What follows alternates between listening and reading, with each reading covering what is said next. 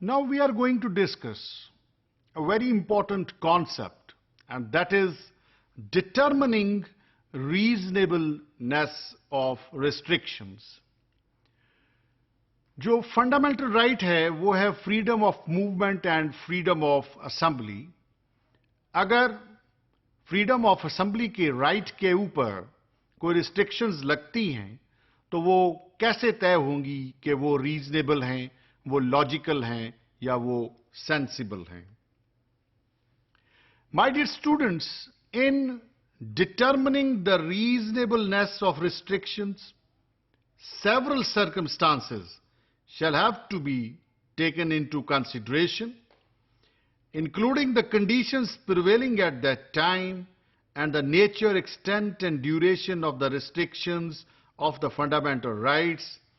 Having regard to all the surrounding circumstances, the restriction imposed may be quite unreasonable, while in a different set of circumstances, my dear students, that may be reasonable.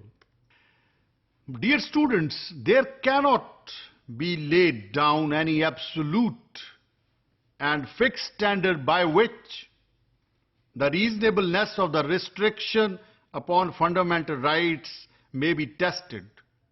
But it can be safely assumed that in judging the same, an objective standard, that is, the standard of the average prudent man, shall have to be applied. Meaning thereby कि अगर कोई restrictions लगती हैं तो उन restrictions की reasonableness को check करने के लिए हमारे पास कोई हार्ड एंड फास्ट रूल नहीं है, बल्कि ये सर्कमस्टांसेस के हिसाब से वेरी करता रहता है.